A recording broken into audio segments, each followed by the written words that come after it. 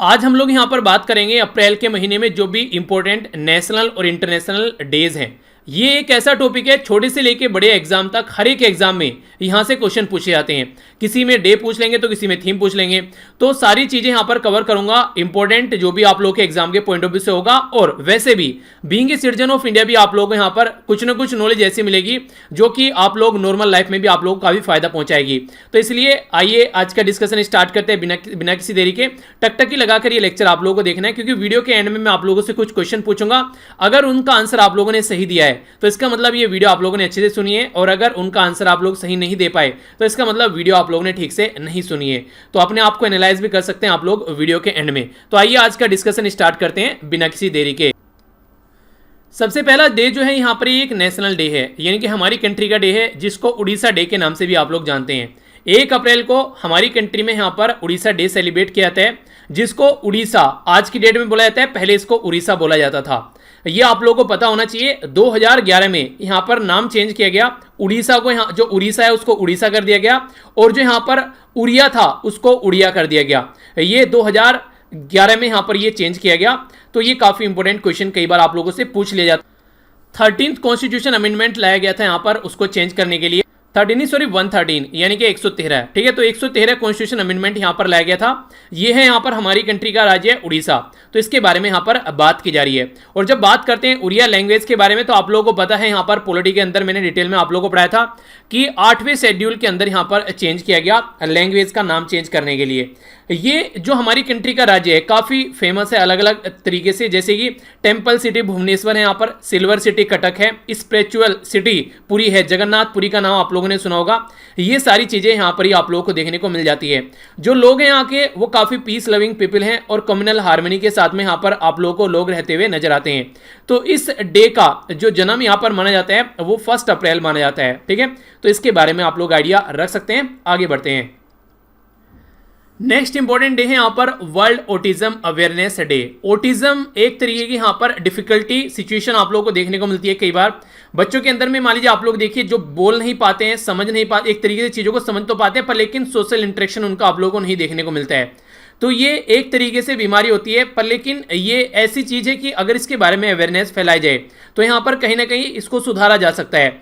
तो world autism awareness day जो है ये 2 अप्रैल को सेलिब्रेट किया जाता है, इसी के चलते ताकि इसको रिकॉग्नाइज किया जा सके कि हाँ ऐसा कुछ देखने को मिलता है। जब हम लोग चीजों को जानेंगे समझेंगे तभी तो उसका इलाज कर पाएंगे। अगर हम लोग जानेंगे नहीं समझेंगे नहीं तो कैसे उसका इलाज कर पाएंगे। तो इसके बारे में अवेयरनेस फैलाई जाती है ताकि जो पर्टिकुलर बच्चा है या पर्टिकुलर पर्सन है कोई, वो अपनी फैमिली और सोसाइटी के साथ में कंफर्टेबल हो सके, अपनी कोई बात उसको कहनी है, बोलनी है, किसी के साथ में डिस्कस करना है वो कर सके, और उसको कोई प्रॉब्लम इसमें न हो।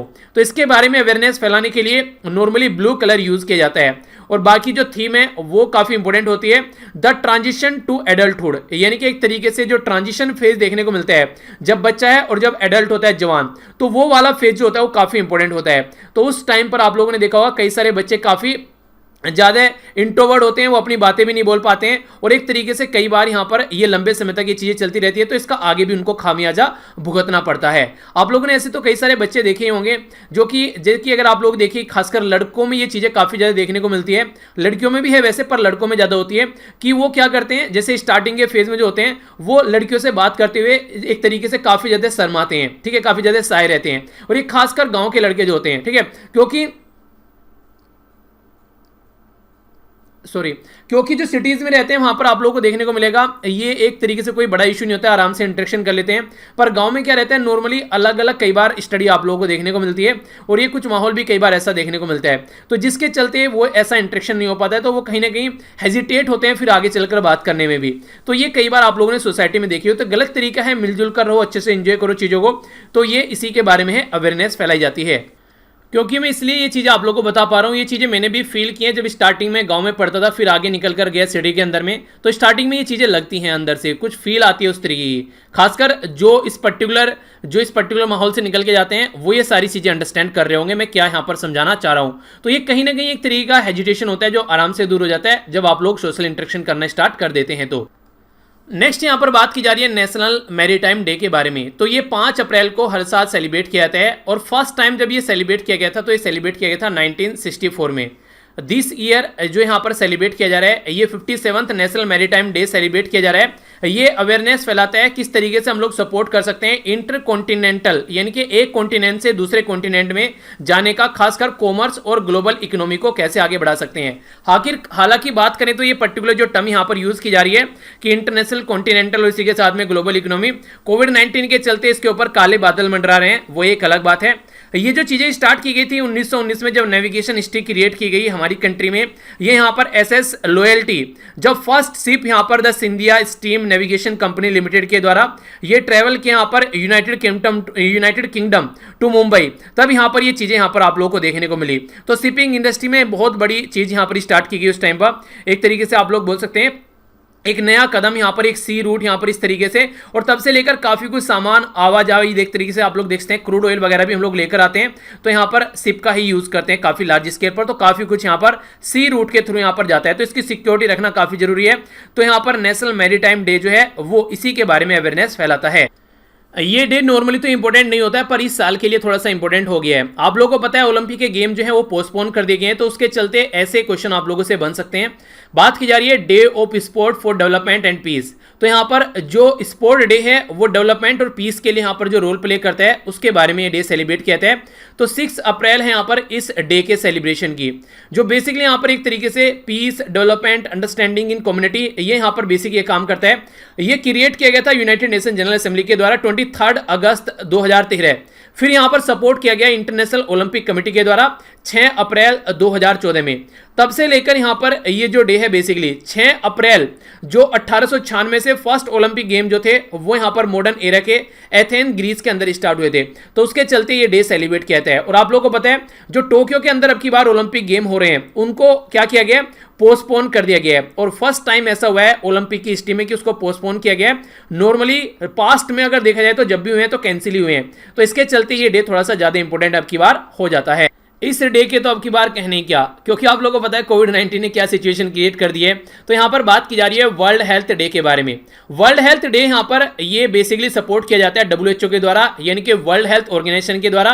और 7 अप्रैल को ये डे सेलिब्रेट किया जाता है। 7 अप्रैल जो है यहाँ पर ये वर्ल्ड हेल्थ ऑर्गेनाइजेशन से रिलेटेड है, तो इसी के चलते यहाँ पर ये जो बेसिकली इसका गठन किया गया था, मैंने आप लोग कई बार पढ़ाया भी है अलग अलग वीडियोस के अंदर, कि जो WHO है यहाँ पर ये 7 अप्रैल 1948 में बनाया गया था। तो उसके चलते यहाँ पर ये 7 अप्रैल को ही यहाँ पर वर्ल्ड हेल्थ डे हम लोग सेलिब्रेट करते हैं।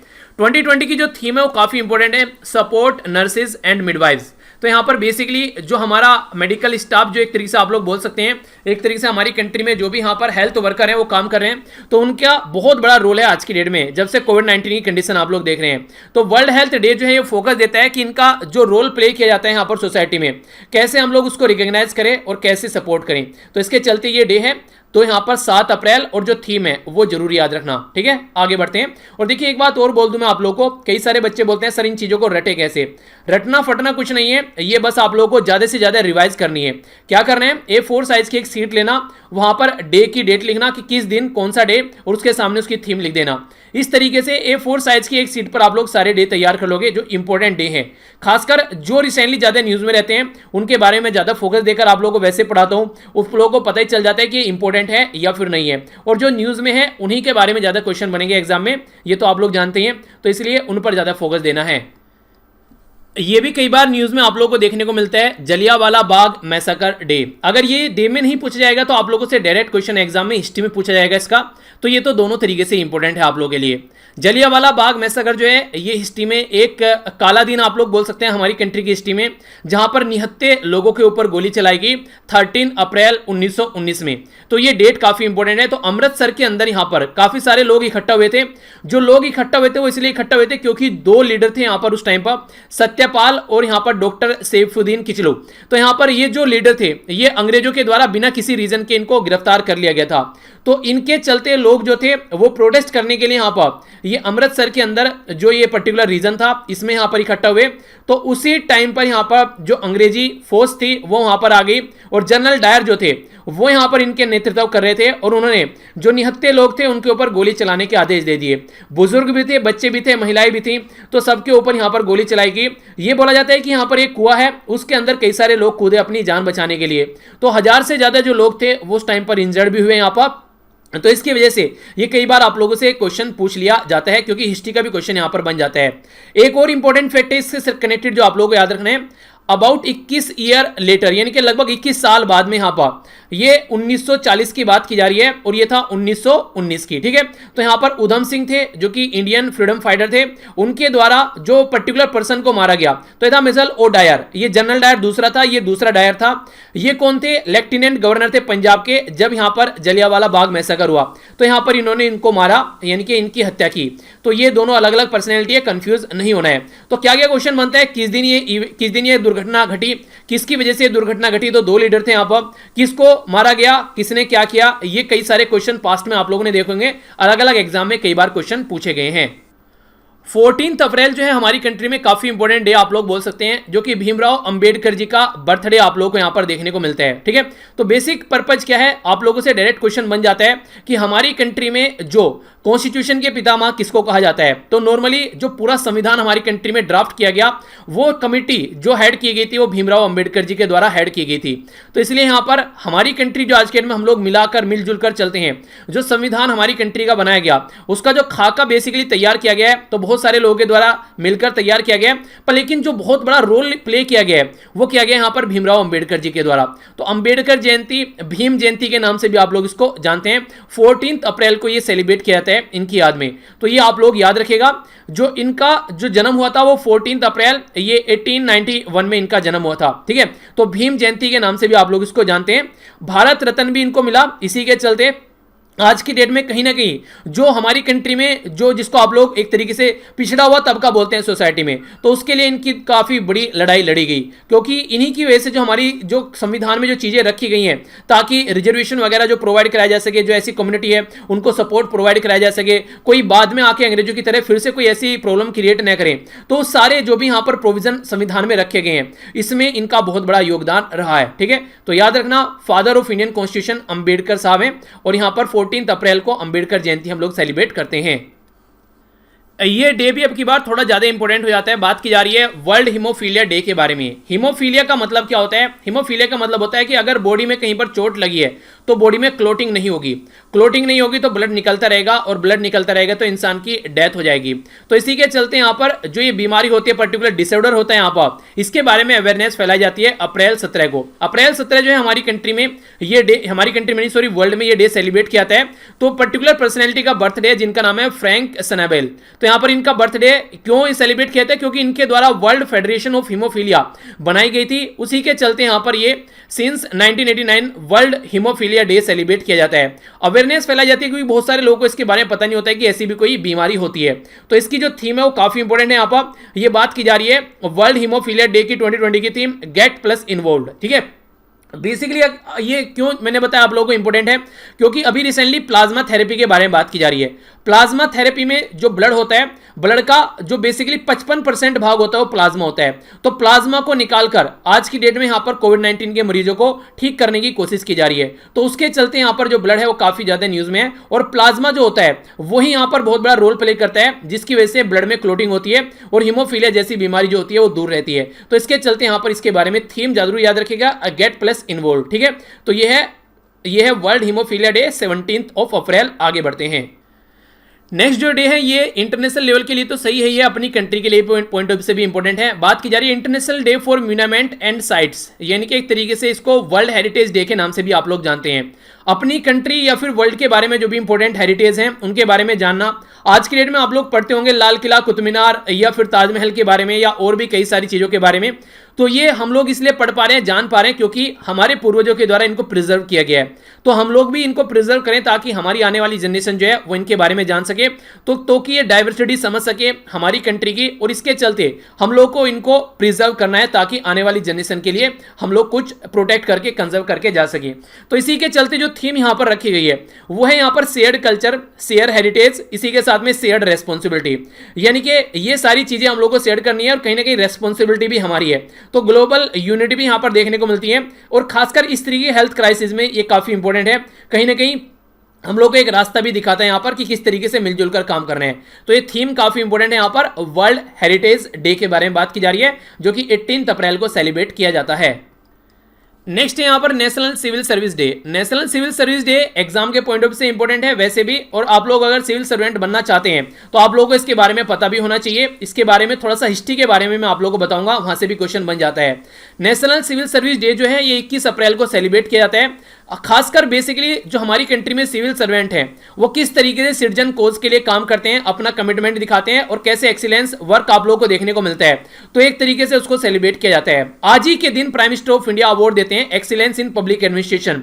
देखिए बेसिकली आप लोगों को नॉर्मली देखने को मिलता है मैक्सिमम जो अवार्ड होते हैं वो प्रेसिडेंट ऑफ इंडिया के द्वारा दिए जाते हैं, पर ये अवार्ड यहां पर प्राइम मिनिस्टर के द्वारा दिया जाता है, तो कंफ्यूज नहीं होना है, ठीक है। क्वेश्चन डायरेक्ट बन जाते हैं कंफ्यूजन में आप लोगों को डालने के लिए। सिविल सर्विस जो है यहाँ पर ये बेसिकली ब्रिटिश टाइम में चीजें स्टार्ट की गई थी, क्योंकि ब्रिटेन को हमारी कंट्री पर रूल करने के लिए यहाँ के लोग चाहिए थे, तो सिविल सर्वेंट उनके द्वारा बनाने स्टार्ट किए गए। तो पब्लिक सर्वेंट यहाँ पर उस टाइम पर बोला जाता था, जिसके चलते यहां पर हमारी कंट्री में अगर बात करें फादर ऑफ सिविल सर्विस कौन है, तो इनके बारे में याद रखेगा चार्ल्स कॉर्नवालिस, ठीक है। हालांकि फाउंडेशन जो रखा गया था वॉरेन हेस्टिंग के द्वारा रखा गया था, पर लेकिन जो रिफॉर्म लाए गए यानी कि एक्चुअल में उसको सिविल सर्विस बनाया गया वो बनाया गया था चार्ल्स कॉर्नवालिस के द्वारा, ठीक है। मॉडर्न डे में अगर आज की डेट में आप लोग बात करते हैं हमारी कंट्री में किसको फादर बोला जाता है इसका, तो ये मैंने पहले भी क्वेश्चन आप लोगों से पूछा था, फिर से आप लोग रिवाइज कर लीजिए। काफी इंपॉर्टेंट पर्सनैलिटी है, यूनिटी डे भी हम लोग उनके नाम पर सेलिब्रेट करते हैं। आइए आगे चलता हूं। बात की जा रही है यहां पर वर्ल्ड अर्थ डे के बारे में। अब की बार जिस तरह की महामारी अर्थ पर देखने को मिल रही है, तो ऐसे डे और इसकी थीम इंपॉर्टेंट हो जाती है। अर्थ डे जो है यहां पर ये सेलिब्रेट किया जाता है 22 अप्रैल को। ये हम लोगों ने सेलिब्रेट किया था स्टार्ट करना 1970 से, तो 1970 से यहां पर ये डे सेलिब्रेट करते हैं। जो बेसिकली है यहां पर ये क्या हमारी जो प्रेजेंस है पृथ्वी पर उसकी वजह से जो इसके ऊपर नेगेटिव इंपैक्ट पड़ रहा है उसके बारे में अवेयरनेस फैलाता है। तो नेगेटिव इंपैक्ट जो हमारे एक्शन है तो उसके चलते यहां पर ये चीजें देखने को मिलती है। तो इसी के चलते क्या क्या चीजें हम लोगों को सही करनी है, तो वो ही इसके बारे में यहां पर अवेयरनेस फैलाई जाती है। थीम जो है यहां पर ये काफी इंपॉर्टेंट है, ये है क्लाइमेट एक्शन, ठीक है। तो याद रखिएगा CA। तो यहां पर वर्ल्ड अर्थ डे की जो थीम है वो है क्लाइमेट एक्शन, तो ये अब की बार की थीम है। और इसी के चलते अगर बात देखेंगे आप लोग 1970 में इसको स्टार्ट किया गया था और आज की डेट में हम लोग खड़े हैं कहां पर 2020 में। तो इसलिए भी इंपॉर्टेंट हो गया क्योंकि 50 साल यहां पर इस डे को कंप्लीट हो गए, तो इसलिए भी आप लोगों से यहां पर इसके बारे में क्वेश्चन बनने के चांसेस काफी ज्यादा हैं। अपनी इस पृथ्वी पर से जितनी गंदगी हम लोग मिटा सकते हैं और जितना ज्यादा पेड़ वगैरह लगाकर इसको अच्छी बना सकते हैं उतनी ही ज्यादा ये हमारे लिए भी अच्छी होगी और हमारी आने वाली जनरेशन के लिए भी अच्छी होगी। तो क्लाइमेट एक्शन है अब की बार की थीम, इंपॉर्टेंट है, याद रखना। आगे बढ़ते हैं। और हाँ 50 साल कंप्लीट हुए इसलिए भी याद रखना थोड़ा सा, ठीक है। तो नेक्स्ट जो इंपॉर्टेंट डे है, और हाँ मैं यहाँ पर इंपॉर्टेंट डे ही कवर कर रहा हूँ। कई सारे ऐसे डे हैं जो मैं आप लोगों को रेगुलर पढ़ाता हूँ, जैसे हम लोग अपना न्यूज एनालिस्ट वाली वीडियो डिस्कस करते हैं उसमें डेली एक डे डिस्कस करता हूँ, पर लेकिन यहाँ पर मैं इंपॉर्टेंट डे डिस्कस कर रहा हूँ जिसमें से ज्यादातर क्वेश्चन पूछने के चांसेस आप लोगों के बन जाते हैं, ठीक है। तो वो चीजें कवर कर रहा हूँ, ठीक है। कई सारे वहां पर तो मैं सारी डे लगभग कवर करता हूँ, पर लेकिन यहाँ पर इंपॉर्टेंट कवर कर रहा हूँ, ओके, जो कि ज्यादातर आप लोगों को देखने को मिलेगा क्वेश्चन इनसे बन जाएंगे। नेशनल पंचायती राज डे के बारे में बात करते हैं, तो 24 अप्रैल को यहां पर ये डे सेलिब्रेट किया जाता है। 24 अप्रैल जो है आखिर यही डेट यहां पर क्यों चूज की गई, तो इसका रीजन है यहां पर 24 अप्रैल 1993 में यहां पर हमारी कंट्री में एक अमेंडमेंट को इंप्लीमेंट किया गया था। वो अमेंडमेंट क्या था, वो था 73वां संविधान में संशोधन, जो कि 1992 में हुआ था। संविधान में संशोधन तो 92 में हुआ था, पर लेकिन इंप्लीमेंट इसको 93 में किया गया था। ये था 24 अप्रैल। तो उसके चलते यहां पर पंचायती राज डे हम लोग सेलिब्रेट करते हैं। पहला क्वेश्चन तो ये बन जाएगा किस दिन सेलिब्रेट किया था, कब कॉन्स्टिट्यूशन अमेंडमेंट हुआ था, इसमें पंचायती राज सिस्टम आया, तो 73rd कॉन्स्टिट्यूशन अमेंडमेंट 1992 में, इंप्लीमेंट कब किया गया 24 अप्रैल 1993 में। एक इंपॉर्टेंट क्वेश्चन आप लोगों से कई बार पूछा जाता है कि हमारे संविधान में आप लोगों को स्टेटमेंट दे देंगे कि पंचायत जो है वो स्टार्टिंग से हमारे संविधान में है, और नेक्स्ट बोल देंगे यहाँ पर कि कॉन्स्टिट्यूशन अमेंडमेंट करके ऐड की गई है। ऐसे भी क्वेश्चन आप लोगों से पूछे जा सकते हैं, तो इसके बारे में याद रखिएगा कि हमारी कंट्री में स्टार्टिंग में पंचायत नहीं थी, ये 1992 में हमारी कंट्री में पंचायती राज सिस्टम को इंट्रोड्यूस किया गया। तो एक तरीके से बेसिक पर्पज ये था कि जो डेमोक्रेसी है उसको ग्राउंड लेवल तक पहुंचाया जा सके, क्योंकि आज की डेट में एक साइड में हो गए प्राइम मिनिस्टर, दूसरी साइड में थोड़ा नीचे आएंगे तो हो गए सीएम। तो नीचे अगर इसके आप लोग जाएंगे तो आप लोगों को देखने को मिलेगा कि ये सारे सीएम जो हैं वो कहां तक किस किस गांव के बारे में क्या क्या जान पाएंगे। तो इसलिए ग्राउंड लेवल पर किस गली के, किस नुक्कड़ के, किस चौराहे पर कौन सा नल का काम नहीं कर रहा है, कहां पर पानी नहीं आ रहा है, कहां पर इलेक्ट्रिसिटी के खंभे में इलेक्ट्रिसिटी नहीं आ रही है, तो ये सारी चीफ मिनिस्टर तो आगे देखेगा नहीं, प्राइम मिनिस्टर आगे देखेगा। तो ये काम देखेगा गांव का जो बेसिकली विलेज लेवल पर जो भी हेड होगा। तो इसी के चलते यहां पर ग्राउंड लेवल पर डेमोक्रेसी को लाने का बेसिक पर्पस है यहां पर, तो एक तरीके से डिसेंट्रलाइज यहां पर किया गया। तो उसी के चलते ये कमेटी थी 1957 में, जो कि बलवंत राय मेहता जी की अध्यक्षता में कमेटी बनाई गई थी। तो उसके चलते यहां पर इसको डिसेंट्रलाइज किया गया, और ये काफी इंपॉर्टेंट इवेंट आप लोग बोल सकते हैं हिस्ट्री का हमारी कंट्री के अंदर, जिसे डायरेक्ट क्वेश्चन पूछे जाते हैं। वैसे पॉलिटिकल लेक्चर के अंदर ये सारी चीजें ऑलरेडी मैं कवर कर चुका हूं, तो कंफ्यूजन नहीं होना चाहिए, जाकर रिवाइज कर लिया कीजिए जो भी चीजें न्यूज में होती हैं। आगे बढ़ते हैं। नेक्स्ट यहां पर बात की जा रही है वर्ल्ड मलेरिया डे के बारे में। बीमारी से रिलेटेड तो जिस भी डे की अब की बार बात करें वो इंपॉर्टेंट बन जाता है, क्योंकि डायरेक्ट क्वेश्चन बन जाएंगे, क्योंकि महामारी देखने को मिल रही है। तो 25 अप्रैल को वर्ल्ड मलेरिया डे सेलिब्रेट किया जाता है ग्लोबली, यानी कि ऑल ओवर वर्ल्ड लेवल पर अगर आप लोग बात करेंगे तो 3.3 बिलियन के करीब जो लोग हैं 106 कंट्री के, वो मलेरिया की चपेट में आप लोग को देखने को मिलते हैं। 2012 में मलेरिया की वजह से जो एस्टिमेट डेथ हुई थी, यानी कि लोगों की जान गई थी, 6,27,000 लोगों की जान गई थी मलेरिया की वजह से अकेले 2012 में। अगर कोविड-19 के बारे में बात करें तो 2 लाख के करीब जो लोगों की अब तक जान जा चुकी है। तो ये समझिए उस टाइम पर मलेरिया से यहाँ पर 6.25 लाख के करीब लोगों की जान गई थी। तो ये ऐसी बीमारी होती है, और मैक्सिमम सारी ये अफ्रीका के अंदर देखने को आप लोगों को मिलती है, क्योंकि काफी गरीब कंट्री है, मेडिकल फैसिलिटी कोई ज़्यादा अच्छी नहीं है यहाँ पर अफ्रीका कॉन्टिनेंट के अंदर, तो इसलिए काफ़ी प्रॉब्लम देखने को मिलती है।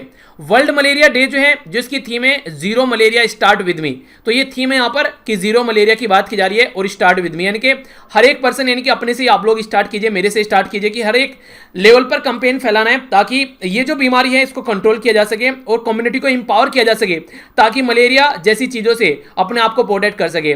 और मच्छर तो आप लोग देखते हैं, जैसे जैसे गर्मी आ रही है मच्छर कितने ज़्यादा आप लोगों को देखने को मिलते हैं, और ये मच्छर जनित बीमारी है, तो जब तक मच्छर रहेंगे तब तक मलेरिया देखो इसको रोका नहीं जा सकता। तो इसलिए इधर उधर पानी न खुला छोड़े, वो सारी चीजें जो बार बार आप लोगों को बताई जाती है जब जब मलेरिया की बीमारी फैलती है, तो वो सिचुएशन देखने को मिलती है। तो इसके बारे में भी आइडिया जरूर रखिए।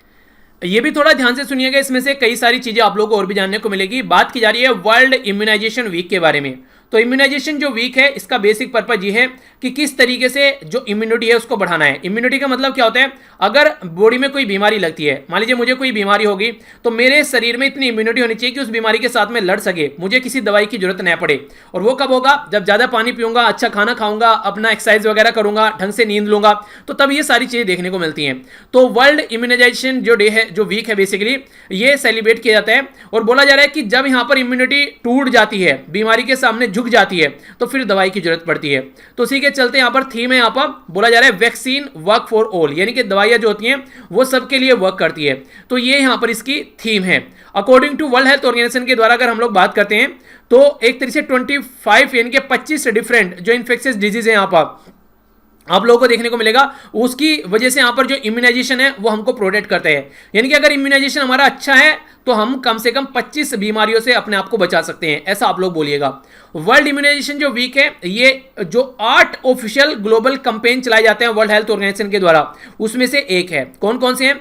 ग्लोबल पब्लिक कैंपेन, जैसे कि यहां पर बात की जा रही है द ग्लोबल पब्लिक कैंपेन, क्या क्या है यहां पर, यह है world health day, world tuberculosis day, world blood donor day, world no tobacco day, world malaria day, world AIDS day, world hepatitis day, इसी के साथ में वर्ल्ड इम्यूनाइजेशन वीक। तो ये 8 अलग अलग कैंपेन है। डायरेक्ट भी क्वेश्चन बन जाएगा किसके द्वारा यहां पर ये ऑर्गेनाइज कराए जाते हैं, तो ये वर्ल्ड हेल्थ ऑर्गेनाइजेशन के द्वारा ये सारे कैंपेन ऑर्गेनाइज कराए जाते हैं। शॉर्ट फॉर्म में इसको बोलते हैं WHO। अच्छा, WHO का हेडक्वार्टर कहां पर है, ये तो आप लोगों को पता ही होना चाहिए कम से कम, और कब इसका गठन किया गया था। ये इतनी ज्यादा न्यूज में अगर ये भी नहीं पता तो फिर गलत है, ठीक है, क्योंकि आप लोगों को ये न्यूज एनालिस्ट वाली वीडियो में मैं कई बार बता चुका हूं। आगे बढ़ता हूं।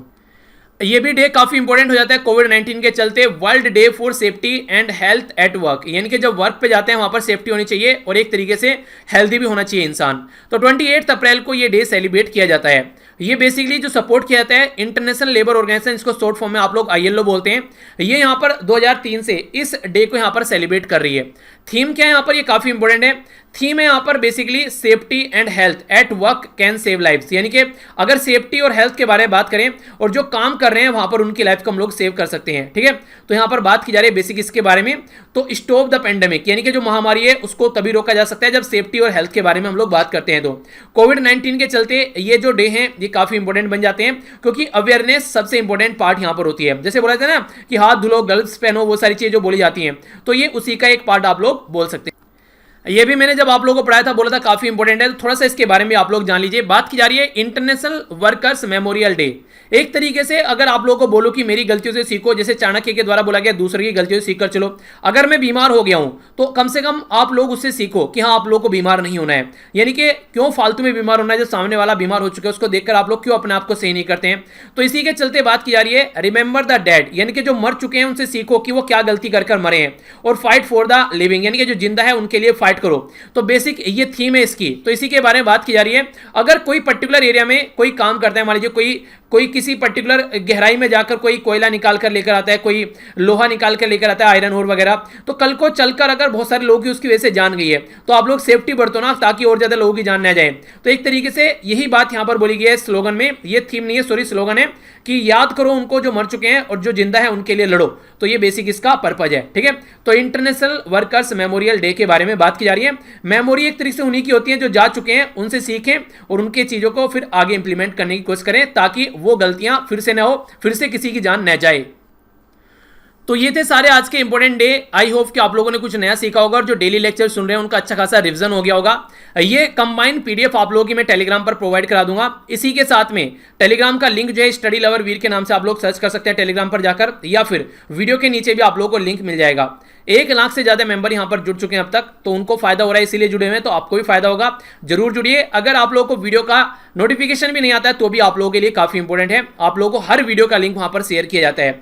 बाकी जो भी सोशल मीडिया हैंडल है जैसे ट्विटर हो गया, इंस्टाग्राम हो गया, वहां पर भी कई सारी चीजें शेयर की जाती हैं आप लोगों के एग्जाम के पॉइंट ऑफ व्यू से भी, और वैसे भी उन पर भी आप लोग कनेक्ट रह सकते हैं, उनके भी लिंक वीडियो के नीचे आप लोग को मिल जाएंगे। और अगर लगता है कि ये वीडियो आप लोगों को फायदा पहुंचा रही है तो ही लाइक और शेयर करना है, अगर फायदा नहीं पहुंचा रही है ना तो लाइक करना है ना ही शेयर करना है। और इसी के साथ में जरूर बताइए कि क्या नुकसान पड़ा, क्या दिक्कत है, क्या आप लोग यहां पर चाहते हैं इसके अंदर अपडेट किया जाए ताकि उसको इंप्रूव किया जा सके, यानी कि आप लोगों को बताना है कि क्या और इंप्रूवमेंट आप लोग चाहते हैं। तो मिलता हूं नेक्स्ट लेक्चर में। बड़ों को नमस्ते, छोटों को प्यार, छोटी सी लाइफ है, एंजॉय करो यार। तब तक के लिए जय हिंद।